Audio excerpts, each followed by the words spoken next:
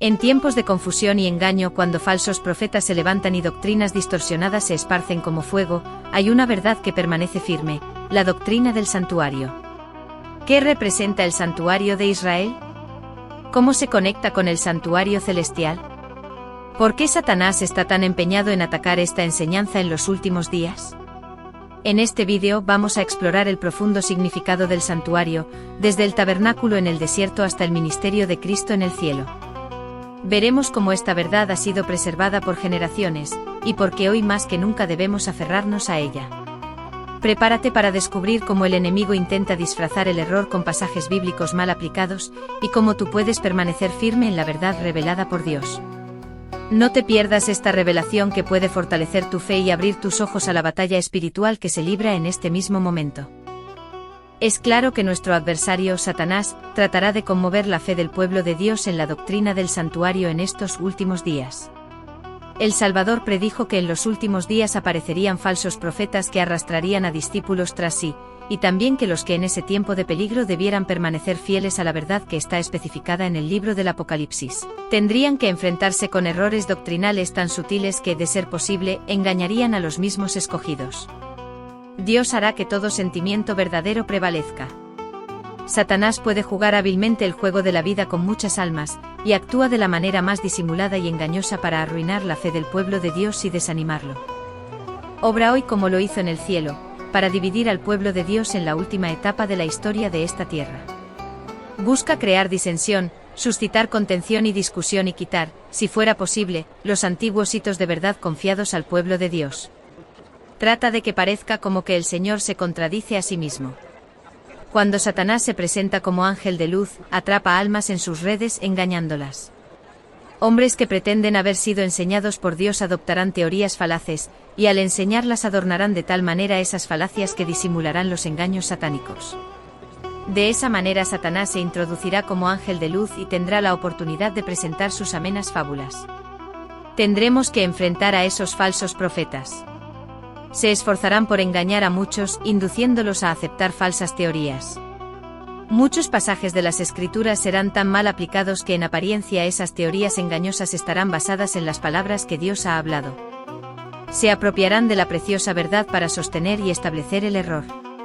Esos falsos profetas, que pretenden ser enseñados por Dios, tomarán preciosos pasajes de las Escrituras que han sido dados para adornar la verdad, y los usarán como vestiduras de justicia para cubrir teorías falsas y peligrosas. Y aun algunos a quienes en tiempos pasados el Señor honró, se apartarán tanto de la verdad que defenderán teorías erróneas concernientes a muchos aspectos de la verdad, incluso la cuestión del santuario. Sé que la cuestión del santuario, tal cual la hemos sostenido durante tantos años, está basada en la justicia y la verdad. El enemigo es quien desvía las mentes por caminos alternativos. Le agrada cuando los que conocen la verdad se dedican a coleccionar textos para amontonarlos en derredor de teorías erróneas que no tienen base en la verdad.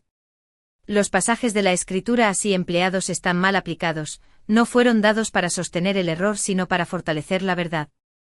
En ningún momento debemos perder de vista la importante obra que se está haciendo en favor de nosotros en el santuario celestial. Se nos amonesta. Como pueblo, debemos ser estudiantes fervientes de la profecía.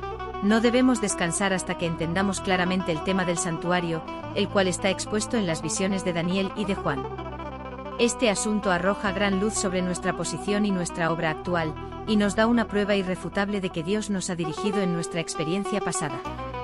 Explica nuestro chasco de 1844, mostrándonos que el santuario que debía ser purificado no era la tierra, como habíamos supuesto, sino que Cristo entró entonces en el lugar santísimo del santuario celestial, y allí está realizando la obra final de su oficio sacerdotal, en cumplimiento de las palabras del ángel comunicadas al profeta Daniel, hasta 2300 tardes y mañanas. Luego el santuario será purificado. Nuestra fe con referencia al mensaje de los ángeles primero, segundo y tercero era correcta. Los grandes hitos por los cuales hemos pasado son inamovibles. Aun cuando las huestes del infierno intenten derribarlos de sus fundamentos, y triunfar en el pensamiento de que han tenido éxito, no alcanzarán su objetivo. Esos pilares de verdad permanecen firmes como las montañas eternas, sin ser conmovidos por todos los esfuerzos de los hombres combinados con los de Satanás y su hueste. Podemos aprender mucho y debemos estar constantemente escudriñando las Escrituras para ver si estas cosas son así. El pueblo de Dios ha de tener ahora sus ojos fijos en el santuario celestial, donde se está realizando el servicio final de nuestro gran sumo sacerdote en la obra del juicio, donde Él está intercediendo por su pueblo. El pecado de nuestros primeros padres trajo sobre el mundo la culpa y la angustia, y si no se hubiesen manifestado la misericordia y la bondad de Dios, la raza humana se habría sumido en irremediable desesperación. Historia de los patriarcas y profetas. 45. La caída del hombre llenó todo el cielo de tristeza. El mundo que Dios había hecho estaba mancillado con la maldición del pecado, y habitado por seres condenados a la miseria y la muerte. Parecía no existir escapatoria para quienes habían quebrantado la ley. Pero el amor divino había concebido un plan mediante el cual el hombre podría ser redimido. La quebrantada ley de Dios exigía la vida del pecador. En todo el universo solo existía uno que podía satisfacer sus exigencias en beneficio del hombre. Puesto que la ley divina es tan sagrada como Dios mismo, solo uno igual a Dios podría expiar su transgresión. La primera indicación que el hombre tuvo acerca de su redención la oyó en la sentencia pronunciada contra Satanás en el jardín. El Señor declaró: «Y pondré enemistad entre ti y la mujer, y entre tu simiente y la simiente suya, ésta te herirá en la cabeza, y tú le herirás en el calcañar». Génesis 3:15. Esta sentencia, pronunciada en presencia de nuestros primeros padres, fue una promesa para ellos. Mientras predecía la guerra entre el hombre y Satanás, declaraba que el poder del gran adversario finalmente sería destruido. Aunque habrían de sufrir por efecto del poder de su poderoso adversario, podían esperar una victoria final. Los ángeles celestiales explicaron más completamente a nuestros primeros padres el plan que había sido concebido para su redención. Se les aseguró a Adán y a su compañera que a pesar de su gran pecado, no se los abandonaría al control de Satanás. El Hijo de Dios había ofrecido expiar con su propia vida la transgresión de ellos. Se les otorgaría un tiempo de gracia y mediante el arrepentimiento y la fe en Cristo, nuevamente podían llegar a ser hijos de Dios. El sacrificio exigido por su transgresión reveló a Adán y a Eva el carácter sagrado de la ley de Dios, y vieron, como nunca antes, la culpa del pecado y sus horrorosos resultados. La ley de Dios existía antes que el hombre fuera creado. Los ángeles eran gobernados por ella. Satanás cayó porque transgredió los principios del gobierno de Dios. Después que Adán y Eva fueron creados, Dios les hizo conocer su ley. Esta no estaba escrita entonces, pero les fue repetida por Jehová. Después del pecado y la caída de Adán, nada fue eliminado de la ley de Dios. Los principios de los 10 mandamientos existían antes de la caída, y eran de una naturaleza que se ajustaban a la condición de un orden de seres santos. Esos principios fueron formulados al hombre más explícitamente después de la caída, y enunciados para satisfacer las necesidades de seres inteligentes caídos. Esto fue necesario a causa de que la mente del hombre había sido cegada por la transgresión. Entonces se estableció un sistema que requería el sacrificio de animales, con el fin de mantener delante del hombre caído lo que la serpiente había hecho que Eva no creyera, que la paga de la desobediencia es la muerte. La transgresión de la ley de Dios hizo necesario que Cristo muriese como sacrificio, para así proporcionar al hombre una vía de escape de su castigo, y al mismo tiempo preservar el honor de la ley de Dios. El sistema de sacrificios debía enseñar humildad al hombre en vista de su condición caída, y conducirlo al arrepentimiento y a confiar solo en Dios, por medio del Redentor prometido, para obtener el perdón por las pasadas transgresiones de su ley. El sistema de sacrificios fue trazado por Cristo mismo, y dado a Adán para que tipificara al Salvador que habría de venir. Para Adán, el ofrecimiento del primer sacrificio fue una ceremonia muy dolorosa. Tuvo que alzar la mano para quitar una vida que solo Dios podía dar. Por primera vez iba a presenciar la muerte, y sabía que si hubiese sido obediente a Dios no la habrían conocido el hombre o las bestias. Mientras mataba a la inocente víctima tembló al pensar que su pecado haría derramar la sangre del Inmaculado Cordero de Dios. Esta escena le dio un sentido más profundo y vívido de la enormidad de su transgresión, que nada sino la muerte del querido Hijo de Dios podía expiar. Y se maravilló de la infinita bondad que daba semejante rescate para salvar a los culpables. Una estrella de esperanza iluminó el oscuro y terrible futuro, y lo libró de una completa desesperación. A Adán se le encomendó que enseñara a sus descendientes a temer al Señor y por su ejemplo y humilde obediencia, les enseñase a tener en alta estima las ofrendas que tipificaban al Salvador que habría de venir. Adán atesoró cuidadosamente lo que Dios le había revelado, y lo transmitió verbalmente a sus hijos y a los hijos de sus hijos. A la puerta del paraíso guardada por querubines, se manifestaba la gloria de Dios, y allí iban los primeros adoradores. Allí levantaron sus altares y presentaron sus ofrendas. En los sacrificios ofrecidos en cada altar se veía al Redentor. Con la nube de incienso se elevaba de cada corazón contrito la oración de que Dios aceptara sus ofrendas como una muestra de fe en el Salvador venidero. El sistema de sacrificios confiado a Adán fue pervertido por sus descendientes. La superstición, la idolatría, la crueldad y el libertinaje corrompieron el sencillo y significativo servicio que Dios había establecido. A través de su larga relación con los idólatras, el pueblo de Israel había mezclado muchas costumbres paganas con su culto, por consiguiente, en el Sinaí el Señor les dio instrucciones definidas tocante al servicio sacrificial. El santuario celestial en miniatura. Mientras Moisés estaba en el monte, Dios le ordenó: «Harán un santuario para mí, y yo habitaré en medio de ellos». Éxodo 25, 8, y le dio instrucciones completas para la construcción del tabernáculo. A causa de su apostasía, los israelitas habían perdido el derecho a la bendición de la presencia divina, y por el momento hicieron imposible la construcción del santuario de Dios entre ellos. Pero después que les fuera devuelto el favor del cielo, el gran líder procedió a ejecutar la orden divina. Hombres escogidos fueron especialmente dotados por Dios con habilidad y sabiduría para la construcción del edificio sagrado.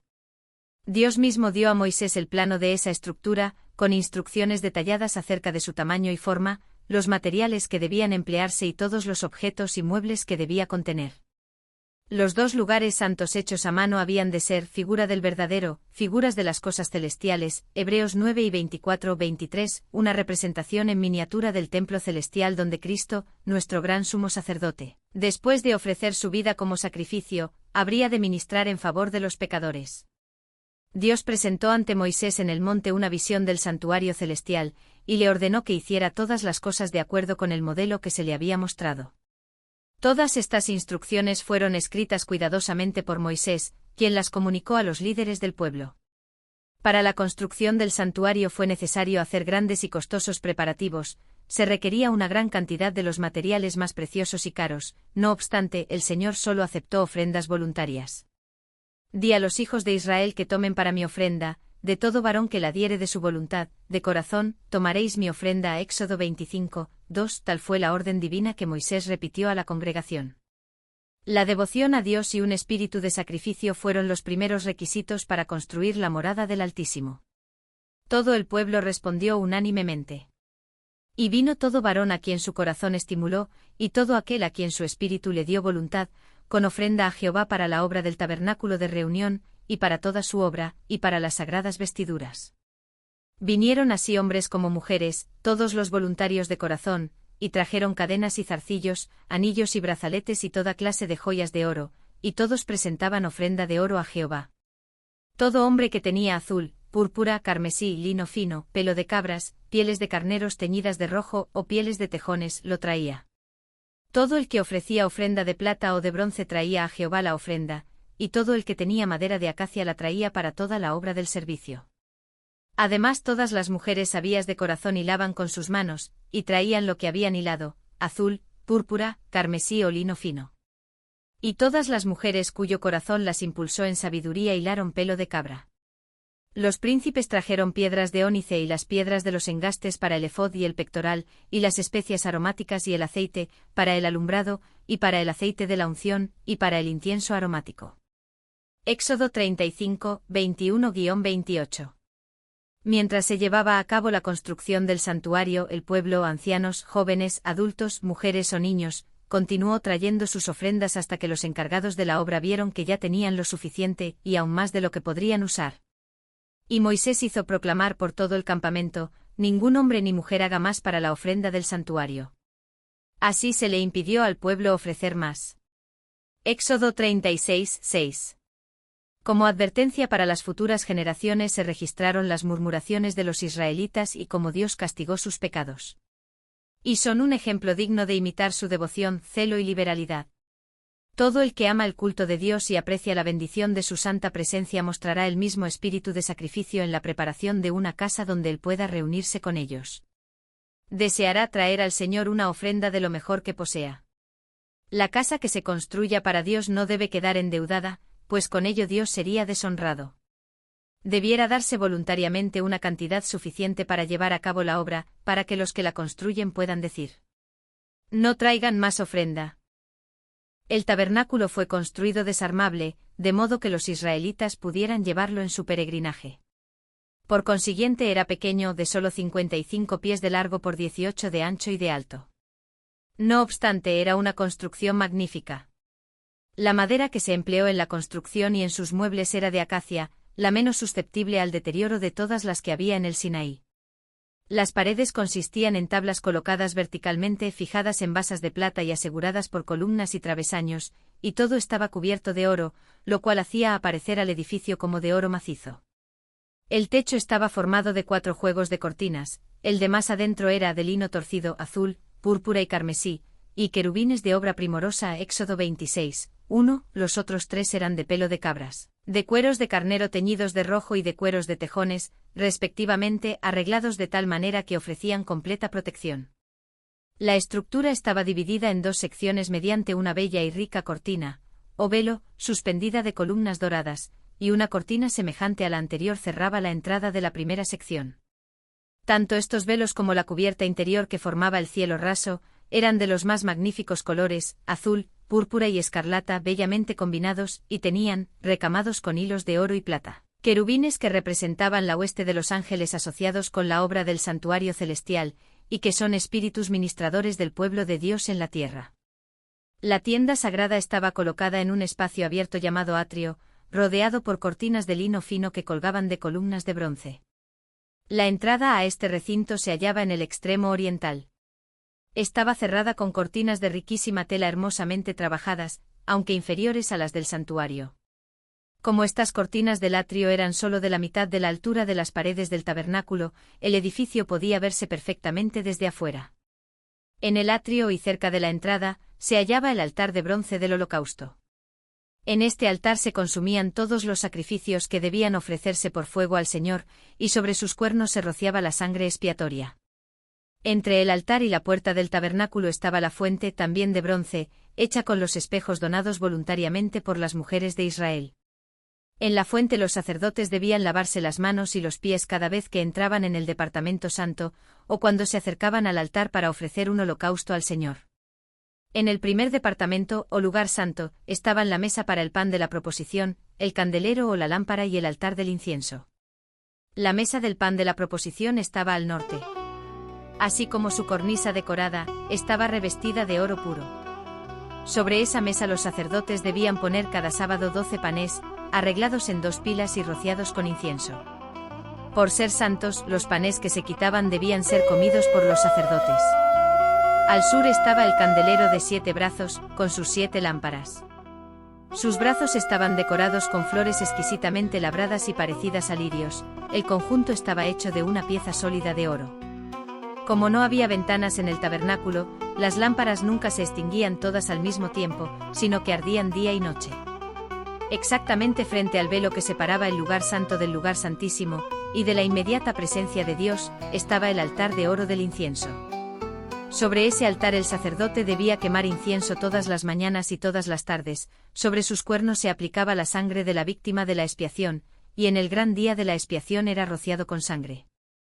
El fuego que estaba sobre ese altar fue encendido por Dios mismo, y se mantenía como sagrado. Día y noche el santo incienso difundía su fragancia por los recintos sagrados del tabernáculo y, fuera, por sus alrededores.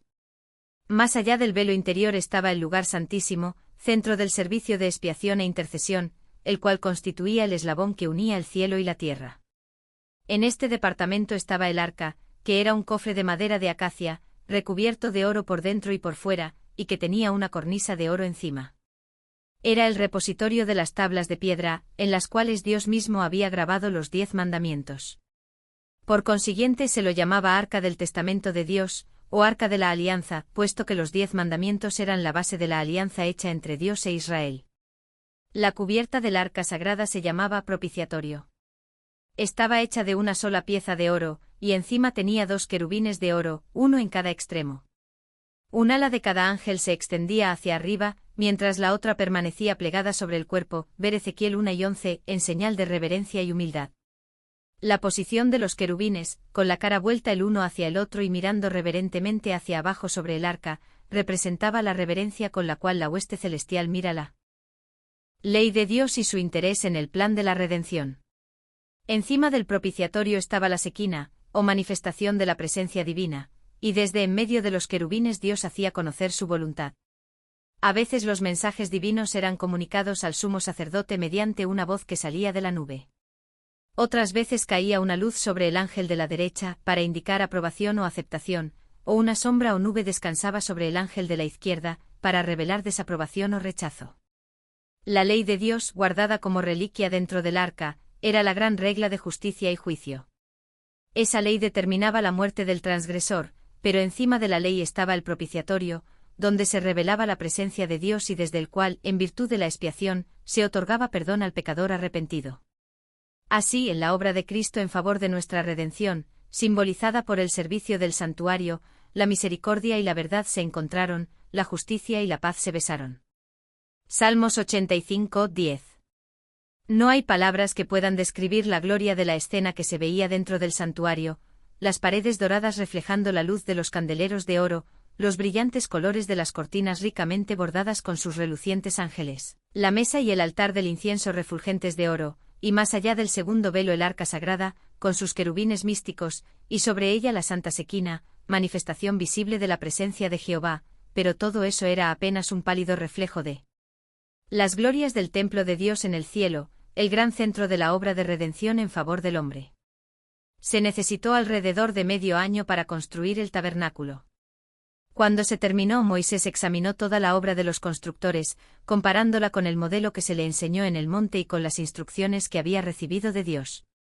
Y vio Moisés toda la obra, y he aquí que la habían hecho como Jehová había mandado, y los bendijo. Éxodo 39, 43. Con anhelante interés las multitudes de Israel se agolparon para ver la sagrada estructura. Mientras contemplaban la escena con reverente satisfacción, la columna de nube descendió sobre el santuario y lo envolvió. Y la gloria de Jehová llenó el tabernáculo 40, 34. Hubo una revelación de la majestad divina, y por un momento ni siquiera Moisés pudo entrar. Con profunda emoción, el pueblo contempló la señal de que la obra de sus manos era aceptada. No hubo demostraciones de regocijo en alta voz. Una solemne reverencia se apoderó de todos. Pero la alegría de su corazón se manifestó en lágrimas de gozo, y susurraron fervientes palabras de gratitud, porque Dios había condescendido a morar con ellos. Como se ha dicho, el santuario terrenal fue construido por Moisés conforme al modelo que se le mostró en el monte. Era símbolo para el tiempo presente, según el cual se presentan ofrendas y sacrificios.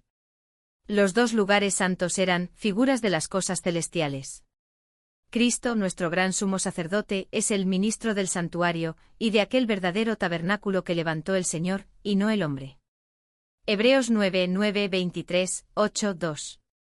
Cuando en visión se le mostró al apóstol Juan el templo de Dios que está en el cielo, vio que allí ardían 7 lámparas de fuego.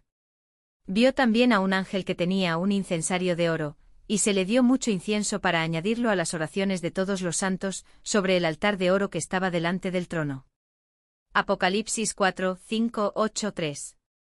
Se le permitió al profeta contemplar el lugar santo del santuario celestial, y vio que allí ardían 7 lámparas de fuego, y el altar de oro, representados por el candelero de oro y el altar del incienso o perfume en el santuario terrenal. Nuevamente el templo de Dios fue abierto en el cielo, y vio el lugar santísimo detrás del velo interior. Allí contempló el arca de su pacto, Apocalipsis 11 y 19, representada por el arca sagrada construida por Moisés para contener la ley de Dios. Moisés hizo el santuario terrenal, conforme al modelo que había visto.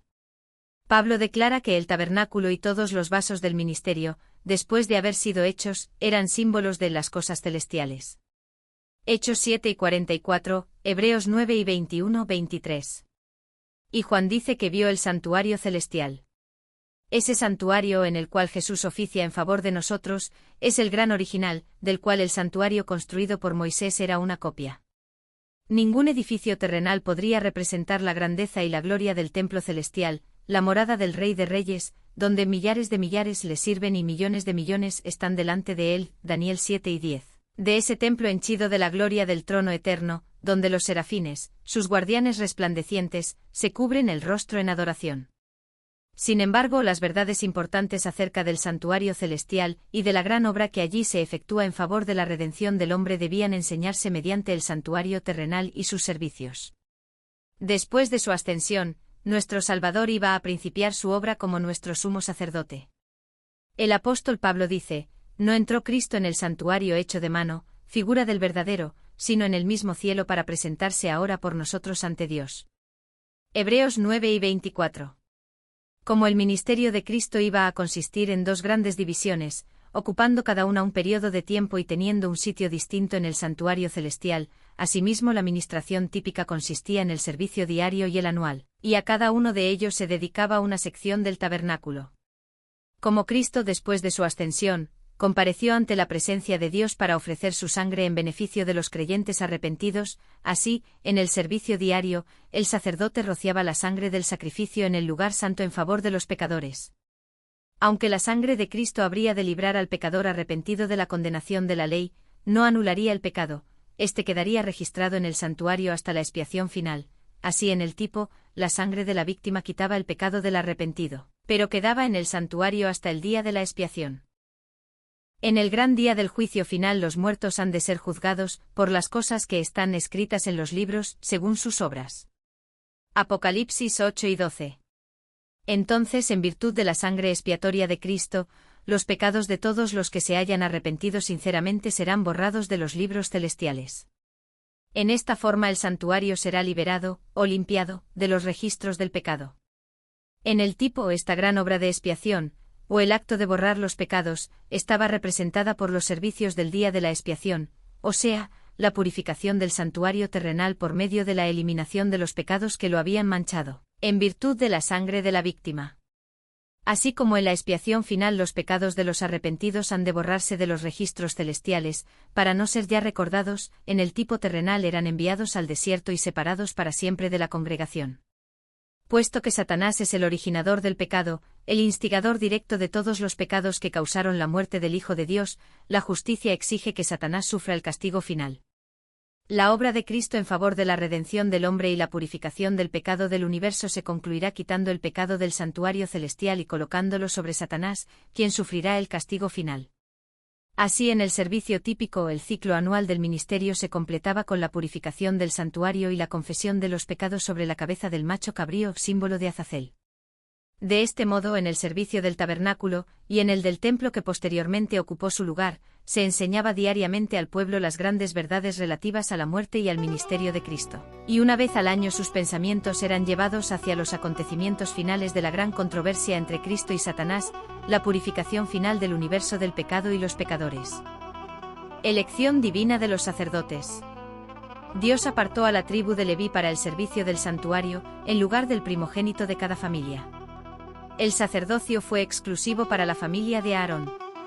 Los demás levitas ayudaban en tareas del tabernáculo, pero no podían ofrecer sacrificios ni tocar los objetos sagrados. Vestidura del sacerdote común. Traje de lino blanco, largo hasta los pies. Faja bordada en azul, púrpura y rojo. Mitra o turbante de lino blanco. Entraban descalzos al santuario y debían lavarse manos y pies como símbolo de pureza. Vestidura del sumo sacerdote. Además del traje común, llevaba túnica azul con campanas de oro y granadas en el borde.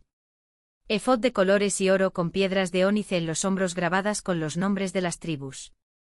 Racional, pectoral con 12 piedras preciosas, también con los nombres de las tribus, colgados sobre el corazón. Urim y Tumim, piedras brillantes para discernir la voluntad de Dios. Mitra con placa de oro que decía santidad a Jehová. Propósito espiritual. La vestimenta reflejaba la santidad de Dios y la pureza requerida para acercarse a Él. Cada detalle enseñaba reverencia, obediencia y el papel intercesor del sacerdote, prefigurando a Cristo como el gran sumo sacerdote. El servicio del templo pierde su significado. Cristo era el fundamento y la vida del templo. Sus servicios eran típicos del sacrificio del Hijo de Dios. El sacerdocio había sido establecido para representar el carácter y la obra mediadora de Cristo. Todo el plan de adoración sacrificial era una prefiguración de la muerte del Salvador para redimir al mundo. No habría eficacia en esas ofrendas cuando el gran evento al cual señalaran durante siglos fuese consumado. Puesto que todo el sistema ritual simbolizaba a Cristo, no tenía valor sin él. Cuando los judíos sellaron su rechazo de Cristo entregándolo a la muerte, rechazaron todo lo que daba significado al templo y sus ceremonias. Su carácter sagrado desapareció. Quedó condenado a la destrucción. Desde ese día los sacrificios rituales y las ceremonias relacionadas con ellos dejaron de tener significado. Como la ofrenda de Caín, no expresaban fe en el Salvador. Al dar muerte a Cristo, los judíos destruyeron virtualmente su templo. Cuando Cristo fue crucificado, el velo interior del templo se rasgó en dos de alto a bajo, significando que el gran sacrificio final había sido hecho, y que el sistema de los sacrificios rituales había terminado para siempre. En 3 días lo levantaré. A la muerte del Salvador las potencias de las tinieblas parecieron prevalecer y se regocijaron de su victoria. Pero del sepulcro abierto de José Jesús salió vencedor. Despojando a los principados y a las potestades, los exhibió públicamente triunfando sobre ellos en la cruz. Colosenses 2:15. En virtud de su muerte y resurrección, pasó a ser ministro del santuario, y de aquel verdadero tabernáculo que levantó el Señor, y no el hombre. Hebreos 8:2. Los hombres habían construido el tabernáculo y luego el templo de los judíos, pero el santuario celestial, del cual el terrenal era una figura, no fue construido por arquitecto humano. Mirad al hombre cuyo nombre es el vástago, y él edificará el templo de Jehová, y llevará sobre sí la gloria, y se sentará y reinará sobre su trono, siendo sacerdote sobre su trono. Zacarías 6:12-13. El Señor Jesús era el fundamento de todo el sistema judaico. Su imponente ritual fue ordenado divinamente. El propósito de él era enseñar a la gente que en el tiempo prefijado vendría uno a quien señalaban esas ceremonias.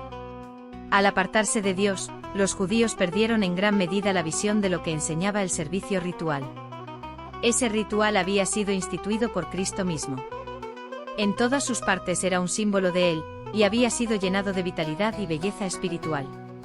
Pero los judíos perdieron la vida espiritual de sus ceremonias y se aferraron a las formas muertas. Confiaban en los sacrificios y los ritos en sí mismos, en vez de confiar en aquel a quien estos señalaban. Con el fin de suplir lo que habían perdido, los sacerdotes y rabinos multiplicaron los requerimientos de su invención, y cuanto más rígidos se volvían, tanto menos del amor de Dios se manifestaba.